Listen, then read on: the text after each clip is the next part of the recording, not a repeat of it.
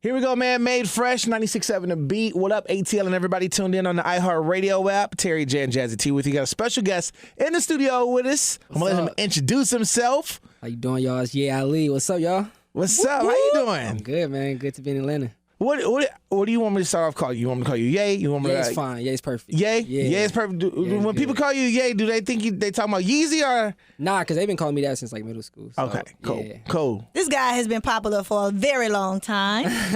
Yes, I've known Ye for about 15, 12, 11, 10. A long time. He was actually one of the first artists that I put on my unsigned hype mixtapes when mixtapes was really popping. Yeah, that was back okay. in like 08. So ever since then, man, I've been seeing him just grind. Jazzy over here telling her age. Telling your age. Mixtapes, huh? So talk to us about what you got going on, and we'll go from there. Yeah, definitely. So I got a project coming out on July 26th. It's called Private Suite 2. Before that, we had Chris Brown's album come out. I wrote Emerald on there with Juicy J and My favorite song. Juvenile off Indigo. I've worked with some Atlanta artists. I was on Lil Keed's project with Roddy Ricch. I did a vocal sample on the song Dragon. Yachty and Key, I did one called Foreign Sheets for them a couple months ago, another vocal sample. So I get in production, writing. I'm an artist as well, so anything I have an interest in, I try to figure out how to get in touch with the artist or just, get involved. I just like to be in the mix. So talk to me about, you said you wrote on Chris Brown's, album Indigo. Second album. This is the second album he wrote on Chris Brown. So yeah. Well, technically, all right. So the last album, I was credited as a writer, but they actually sampled a song called Ammunition. So my voice and my beat is sampled on his song Other Niggas off of Heartbreak on the Full Moon. So I got production and writing. Oh, credit, I love that song. That's a dope song. Yeah, that's me singing in the beginning. For real? Yeah. I'm going to go back and listen now. Yeah. Yeah. I'm like, what? That was you? Yeah, Okay. like, throughout the whole song, yeah, but that's me. How does it feel to be able to even when there's other artists, you know that you've been a part of the project and to see it's doing what it's doing, does that give you inspiration? Does it give you, how does it make you feel? Yeah, it's hard not to get inspired by it when you see it up close and you're a part of something bigger than yourself. And to be a writer and a producer is a very humbling experience because I was an artist first and then I got interested in that later. And so it's, most people it's inverted. And so you don't have to humble yourself on the way up. But I just had an interest in, kind of having a servant-like relationship with certain artists or writers or whatever, because they're very surprised that I'm on that. And it's just easier to work with somebody who, view me one way, but then I come at them like, no, I got something for you. I got an idea for your project. Let's produce or write something for you.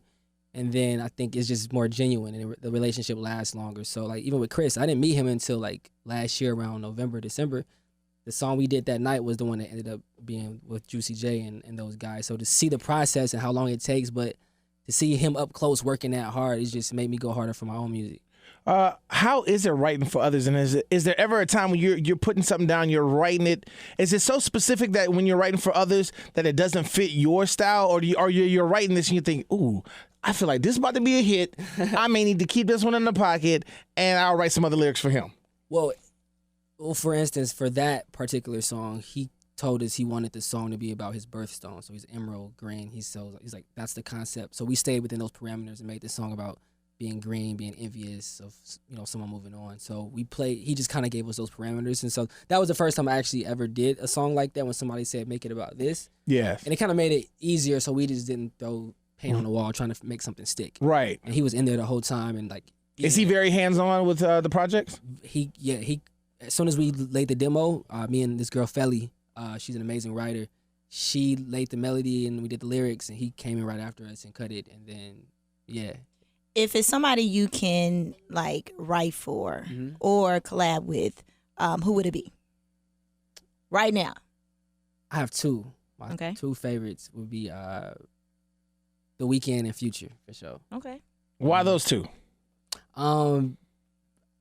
Future is just, that's my favorite Future. artist. That's my favorite artist. Okay. You know what I'm saying? So Future from the, and I'm not from Atlanta, so I probably got on it late, but as soon as I seen that video, Gone to the Moon, and he was in a NASA suit, I was like, oh, this is the GOAT. And then I had to listen to that mixtape, and from there, I just... Future the president of the City Boys. And, you know what I'm saying? So I've been a fan of his pen forever. From when he was writing that love song for Rihanna, he did that stuff, Mr. Hudson. I watched his moves, and I wanted to kind of mimic my career like Future's, to where like you respect me as a writer, a producer. A city boy. That Beyonce, love, Look at you. that I love. I'm throwing it in there. What's the Beyonce song? Love. Drunken Love. Drunken Love. Yeah, he did the demo with detail. Like, you know what I'm saying? That's crazy.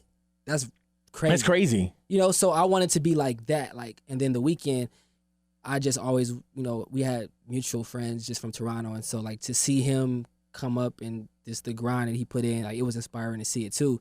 And then I have a big following in Toronto, and so just we work with some of the same producers, and so I just know we'll cross paths, and we kind of have, just not directly, just through other people. So like, and I listen to those guys a lot, and from the beginning of their careers, like from when I was only listening to it on Dat Piff, like I couldn't find I couldn't find House of Balloons on anywhere else. Yeah. So yeah, those dudes definitely inspired me. If you could produce, write, or perform for the rest of your life, which one would you choose and why?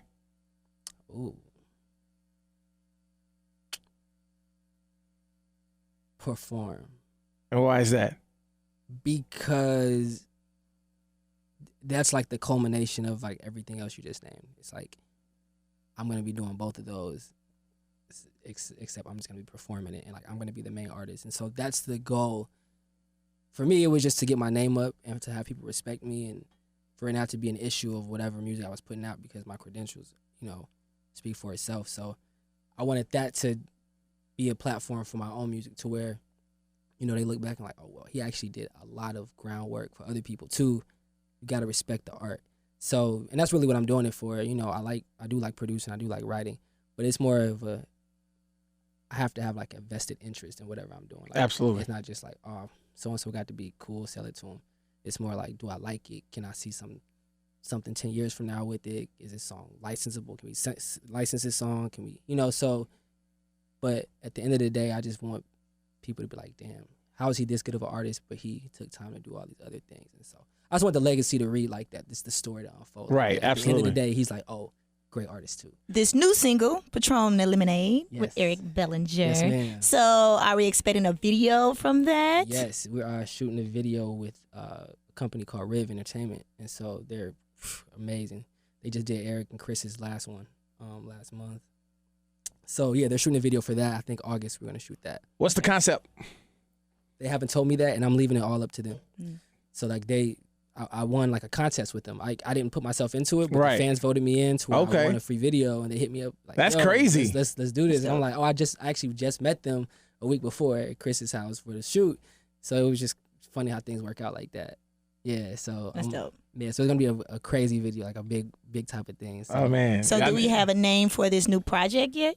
yeah, Private Suite 2. Okay. Oh. Yeah. So it's the follow up to my project in 2016 I put out called Private Suite, which was a collection of SoundCloud songs that had done pretty well for me with like a few new ones. And so the song Ring was on there. That went viral for me. That's like one of my biggest songs. And the song called Tings that went really well for me in Toronto and got my following out there. So it was like the first time I had a body of work where people were like, yo, okay. We rocking with you. We can see it. It's cohesive, not just random songs popping out. And so I just miss that feeling of like me putting out projects consistently. So I just wanted to, get back out in that mode. And so it's like 13 songs. We only dropped one. So Patron Lemonade's not even on there. It's a single for another project. Mm-hmm. But it's like a promo single we're doing. So. Okay. I gotta ask you the question because you could see both sides of this. You're a writer, and so I know in hip hop when it comes to rapping, you're supposed to write your own bars, but it's not the case for R&B. You have people write, such as yourself, write songs, and then you have performers sing and do the ballads or what have you. But could you ever would you work with other people writing a song for you? Do you feel, because some people, and I guess, outsiders just, from the outside looking in, sometimes they feel disappointed when they find out the artist didn't write the song and they're singing it from someone else's point of view. And they feel, I guess, it's a little bit disingenuous. What's your thoughts on that? That's a good point. But I think of it from like a broader perspective. I think Whitney Houston's I Will Always Love You was written by like Dolly Parton or something. And some people don't even know a Dolly Parton song. if they're not hip. But they're like, oh, Dolly Parton wrote that? And I might be wrong on the song, but something for Whitney Houston she wrote. Right. But my point is, it doesn't matter the source. It matters the delivered product. And I think with rap, unless you're saying, like, I'm the greatest MC, now if you're saying that and you're standing on a platform that constitutes, lyricism and originality, let's say you're an artist like Logic, who your fans, they like your songs, but they like you because you're lyrical. And you feel like you're more lyrical than the next guy. And you might say that sometimes. But if they find out that you didn't write, then it's different. But he's a guy who stands on what he says and is lyrical. So an artist like that or Jordan Lucas, I think fans would maybe feel weird if they found out they weren't writing all their stuff. But I don't even think it matters at this point. As long as the song is good, I think the best artists have had writers, and it's just it's just part of the game. So it's becoming more acceptable these days. I think it's always been acceptable. I think people, it was a stain on it because the way it was perceived by, certain artists who had been accused of it, or people said, oh, you did that, you right. So it was like, it was viewed through a different lens than it should have. Right, okay. It's the way all music's made. It's the way Spanish music's made, or something for J Balvin, or something you would, like all these records, there's no one person. No one person pulling up all the words, all the lyrics, the brain trust of a whole situation. There's an engineer who comes in and hears a part of the production, and then he's like, yo, change it like this. And that's going to force the vocalist, when they hear it, to change what melody. It all starts to add up. Engineers or writers, it all makes sense. And that's why, if it didn't, then the people wouldn't be in the room. Now, if you got somebody in the room doing something, it's a reason for that. And I think they should be properly compensated, or, published, or credited. Whatever. Yeah, whatever. And sometimes people have NDA forms, like, you can't say this, but you give them a bag, and it's like, all right, if you want to sign that, then take the bag, so whatever someone's comfortable with. Some people don't want people to know they have writers, but Spotify has a credit thing. You just click it and see who's on the song. So they're bound to see it. So I feel like honesty is good, and I love bigging up people and like telling people, like, guess who helped write this, or guess who did this. Speaking of which, you just made me think of something else that I'm going to ask you. What's more important to you, the bag or the credit? If you wrote a song, let's say you wrote for Beyonce, which is more important, the credit that you wrote this Beyonce song, or her giving you like $5 million? That's a good question, because I'm gonna say the bag, because if Beyonce knows me, that's enough. That's a relationship that I might not work with nobody else. I'm just working on Beyonce from now on. That's real. So yeah, you say Beyonce, but we need that $1 billion bag. Yeah, but we need that account. Oh yeah, baby, I'm not working with nobody. I need all the beats. I am here. What'd you say? Yeah, you need me to Lion King who? Session. I'll write for whatever. I'll write for Simba. Like, what we doing? What we doing? So July 26th. July 26th. Private Suite 2. Private Suite 2. Yes, ma'am. For those who are listening to you and hearing you for the first time, drop them socials, because I know people are curious. They're like, let me look him up right now. Yeah, it's Ye Ali. It's spelled YE_Ali, and that's across all platforms: Snapchat, Instagram, Twitter.